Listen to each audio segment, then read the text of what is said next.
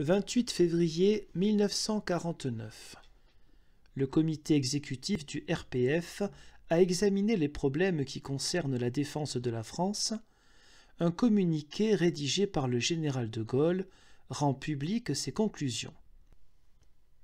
Communiqué. Le comité exécutif du Rassemblement du peuple français, réuni sous la présidence du général de Gaulle, a poursuivi, à la suite des assises de Lille, l'examen des problèmes immédiats qui concernent la défense de la France. Il appelle la nation à mesurer la gravité de la situation où elle est actuellement placée et à en tirer les conséquences quant à la réforme nécessaire et urgente de l'État. Premièrement, à l'intérieur, l'entreprise des séparatistes prépare les voies à l'invasion et à l'occupation soviétique. Elle le proclame ouvertement. Mettre hors d'état de nuire les agents de l'étranger et, en même temps, leur arracher la fraction du peuple qu'ils dominent, voilà donc le premier devoir. Mais le régime des partis en est évidemment incapable. Aux provocations les plus affichées, il ne répond que par des ordres du jour ou de dérisoires mesures de police. Surtout, il ne fait rien pour établir les conditions sociales grâce auxquelles pourrait se recréer la communauté nationale. Les éléments qui complotent contre notre indépendance profitent de cette faiblesse et de cette routine des pouvoirs. Le seul recours serait un État assez fort et assez juste pour briser les menées des mauvais citoyens, raffermir la confiance des bons, substituer à l'odieuse et stérile lutte des classes la digne et féconde association des hommes dans toutes les activités. Deuxièmement, l'entreprise des séparatistes est l'ombre portée sur la France par la menace soviétique. La dictature totalitaire a asservi déjà les 2/3 de l'Europe et la moitié de l'Asie.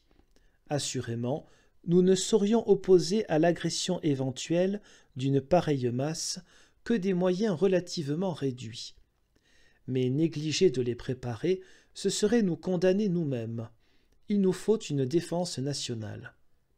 Cela implique, de la part des pouvoirs publics, la volonté réelle de défendre la France, quoi qu'il arrive. Cela implique qu'ils inspirent à la nation et aux armées cette estime et cette confiance sans lesquelles rien ne vaut rien quand il s'agit de sacrifices. Cela implique qu'il y ait une méthode et une continuité dans l'affectation et l'emploi des effectifs, des fabrications de l'argent, qu'on en tire en permanence un système de grandes unités, évidemment peu nombreuses, mais capables d'agir à tout moment et n'importe où, et que, pour le temps de guerre, la mise sur pied de la totalité soit prévue suivant un plan bien arrêté. Cela implique, enfin, que le commandement soit choisi et organisé exclusivement en vue de la guerre. Il suffit d'évoquer ces conditions pour mesurer à quel point le régime actuel est inapte à les remplir. Au milieu des velléités incertaines et contradictoires, des intrigues, des côtes mal taillées, dans lesquelles il se débat, il ne peut, en vérité, ni concevoir, ni inspirer, ni organiser la défense nationale. Celle-ci se traîne, non sans frais d'ailleurs, dans une perpétuelle et confuse gestation qui déprime le pays et décourage les meilleurs. Troisièmement, sans doute le régime cherche-t-il à croire que la sécurité de la France pourrait être assurée par un pacte atlantique, c'est-à-dire essentiellement par le concours des États-Unis. Certes, il faut un tel pacte pour que la paix ait des chances de vivre, ou, sinon, pour que la liberté ait des chances de survivre. Mais la nation doit savoir que le pacte atlantique ne saurait, par lui-même, la couvrir contre l'invasion. Ce pacte ne pourrait protéger la métropole et l'Afrique du Nord que si leur territoire faisait partie intégrante d'une zone de sécurité collective, à la défense de laquelle tous les États contractants, y compris les États-Unis, affecteraient, en cas d'agression, leurs moyens organisés. Or, il faut savoir que cette condition n'aurait aucune chance d'être remplie si l'Europe occidentale n'offrait aux forces qui viendraient du Nouveau Monde une tête de pont tenue solidement. Mais, dans la situation présente, aucun État européen, excepté la France, ne serait susceptible, dans les débuts d'une guerre, de déployer sur le vieux continent un effort militaire notable.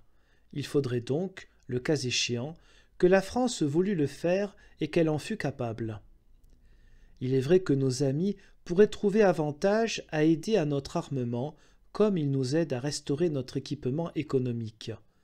Mais comment nous remettraient-ils légalement des armes s'ils ne voyaient à la tête de la France un État solide et résolu?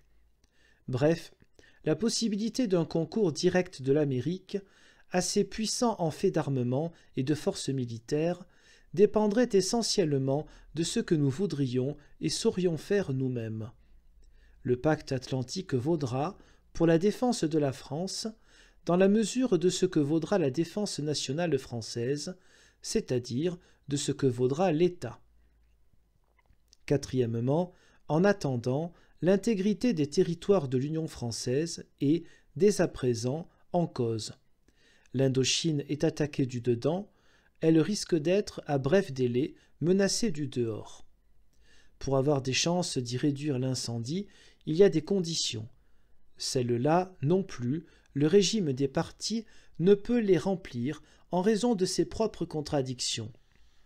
La première condition est de donner à nos forces en Indochine les moyens de maintenir, tout au moins, la situation militaire. Or ces forces vont s'affaiblissant, faute des relèves et du matériel qui leur serait nécessaire, parce que les pouvoirs publics commettent, en cette grave matière, des abandons démagogiques. La seconde condition consiste à favoriser au Vietnam le fonctionnement d'un gouvernement qui puisse unir autour de lui la masse nationale et dont la France soit assurée qu'il collaborera avec elle. Cela exclut, du pouvoir que nous pouvons reconnaître, les éléments communistes qui nous sont foncièrement hostiles et dont l'action est liée avec la grande menace étrangère du Nord. Pour la France, l'empereur Bao Dai détient le principe de la souveraineté. Mais c'est en terre d'Annam qu'il peut l'exercer.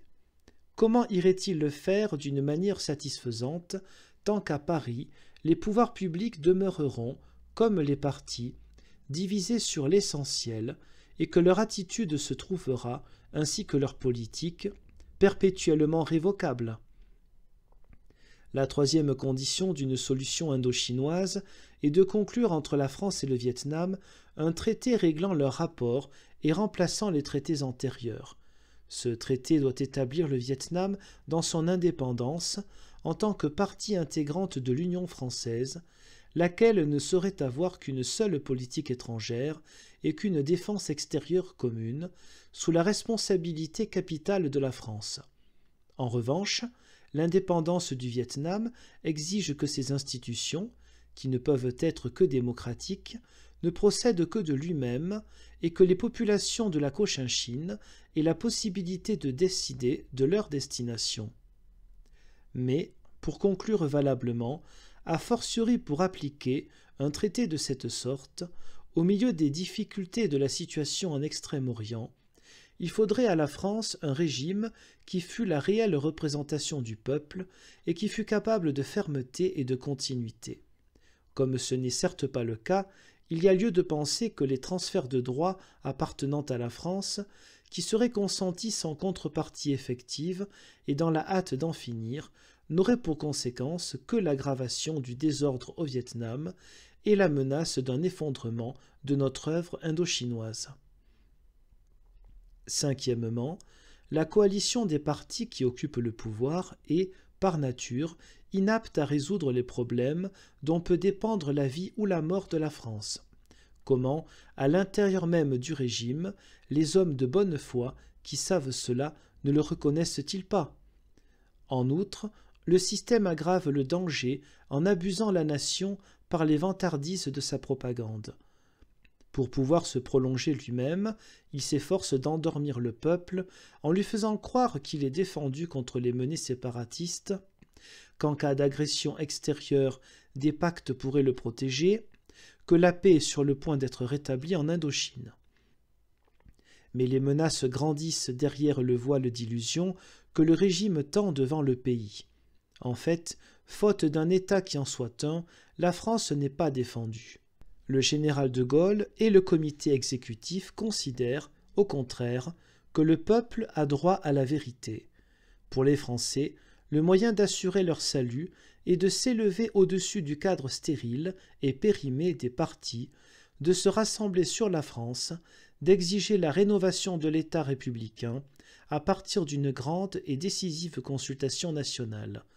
C'est à quoi le général de Gaulle et le rassemblement du peuple français appellent instamment la nation.